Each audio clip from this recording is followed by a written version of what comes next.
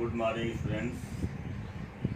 आज का जो विषय है वह है संघ प्रोटोजोआ के जंतुओं का वर्णन। संघ प्रोटोजोआ के अंतर्गत वे जंतु रखे गए हैं जो अति सूक्ष्म होते हैं, माइक्रोस्कोपिक होते हैं, जिनको हम अपने नेकेड आई या नंगी आंखों के द्वारा देख नहीं सकते हैं। ऐसे जंतु जो है प्रोटोजोआ संघ के अंतर्गत रखे गए हैं। प्रोटोजोआ संघ का जो सबसे प्रारूपिक जंतु है वह है अमीबा, जिसका जंतु वैज्ञानिक नाम अमीबा प्रोटियस है। इसकी खोज सर्वप्रथम रसेल वान रोसेनहॉफ ने 1755 में किया था। चूँकि यह अंग्रेजों के काल्पनिक समुद्री देवता के समान अपने आकार को, अपने आकृति को बदलता रहता है, इसलिए रोसेनहॉफ ने इसको लव प्रोटियस नाम दिया। विद्यार्थियों, सबसे पहले हम उस पर चर्चा करेंगे कि प्रोटोजोआ संघ के जो भी जंतु हैं उनके सामान्य लक्षण क्या होते हैं। उनके सामान्य लक्षण इस प्रकार हैं। पहला, ये अति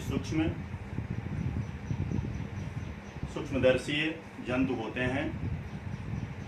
इनका शरीर एकमात्र कोशिका से मिलकर के बना होता है। इनका शरीर जो है, शरीर की जो कोशिका होती है 3 भागों में बटी होती है। पहला प्लाज्मा लेमा या जीवकला, दूसरा है कोशिका द्रव्य या साइटोप्लाज्म, और तीसरा है केंद्रक या न्यूक्लियस। जितने भी प्रोटोजोआ संघ के जंतु हैं उनका शरीर जो है 3 भागों में विभाजित होता है। प्रोटोजोआ संघ के अंतर्गत अमीबा की अन्य जो प्रजातियां हैं अमीबा प्रोटियस के अलावे, उनमें एंट अमीबा हिस्टोलाइटिका भी है।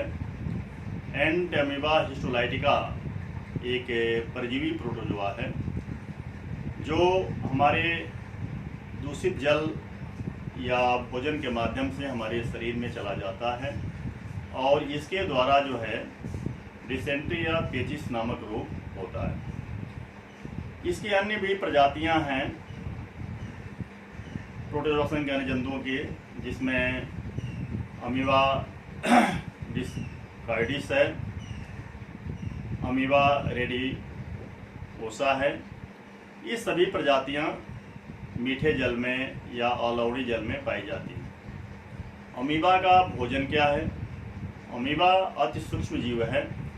यह जलीय शैवालों, जीवाणुओं या बैक्टीरिया, डायटम्स और अति सूक्ष्म जीव जो मीठे जल में पाए जाते हैं उनको यह भोजन के रूप में ग्रहण करता है।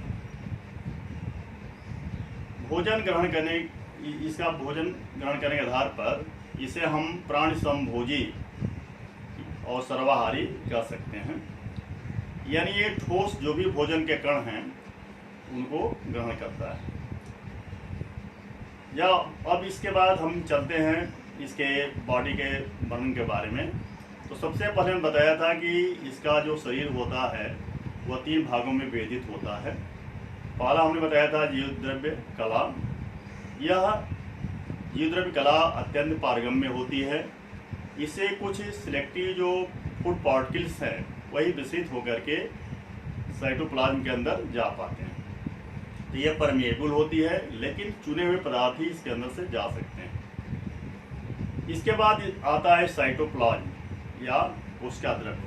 साइटोप्लाज्म जो है यह जो है 2 भागों में बटा होता है, एक्टोप्लाज्म और एंडोप्लाज्म। एक्टोप्लाज्म बाहरी सतह पर पाया जाता है, एंडोप्लाज्म जो है भीतरी सतह पर पाया जाता है, अत्यंत गाढ़ा होता है। एंडोप्लाज्म में अनेक सजीव वस्तुएं तैरती रहती हैं, जिनमें मुख्य रूप से माइटोकॉन्ड्रिया है, गोल्गी बॉडीज हैं, इसके अलावे ये क्या कहते हैं राइबोसोम्स हैं। ठीक है, ये सारी रचनाएं जो है उसमें पाई जाती हैं। तीसरा भाग इसका आता है केंद्रक। केंद्रक जो है केंद्रक कला झिल्ली से घिरा होता है, जिसको हम न्यूक्लियर मेम्ब्रेन कहते हैं। न्यूक्लियर मेम्ब्रेन के अंदर जो घिरा हुआ पदार्थ है उसको हम केंद्रक द्रव्य या न्यूक्लियोप्लाज्म कहते हैं। न्यूक्लियोप्लाज्म के अंदर अनेक सूक्ष्म कण जैसी रचनाएं दिखाई देती हैं, जिनको हम केंद्रिकाएं कहते हैं। ये केंद्रिकाएं सूक्ष्म रचनाएं होती हैं। अब हम आते हैं अन्य कौन से प्रोटोजोआ हैं जो मनुष्य में डिजीज काज करते हैं या रोग पैदा करते हैं। डिजीज काज करने वाले जो प्रोटोजोआ की प्रजातियां हैं उनमें एंटमीबा हिस्टोलाइटिका, जिसका हम पहले वर्णन कर चुके हैं, यह बहुत ही घातक होता है।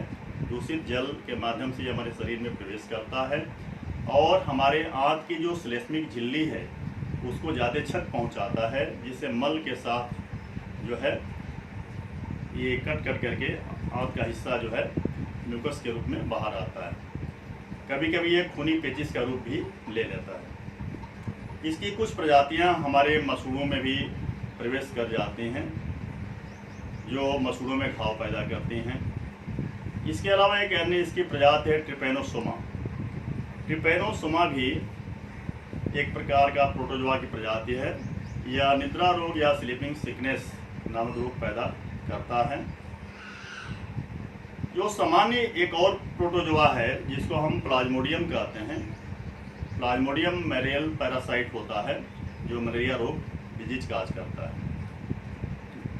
मित्रों, ये सारी जो जातियां हैं, ये इनमें अधिकांश जातियां जो हैं हमारे मनुष्य में रोग पैदा करती हैं, पशुओं में भी रोग पैदा करती हैं।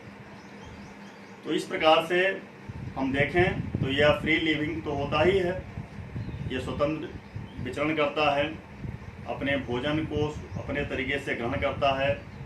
आगे के टॉपिक में हम इसको बताएंगे कैसे इसमें भोजन ग्रहण करने की प्रक्रियाएं चलती हैं।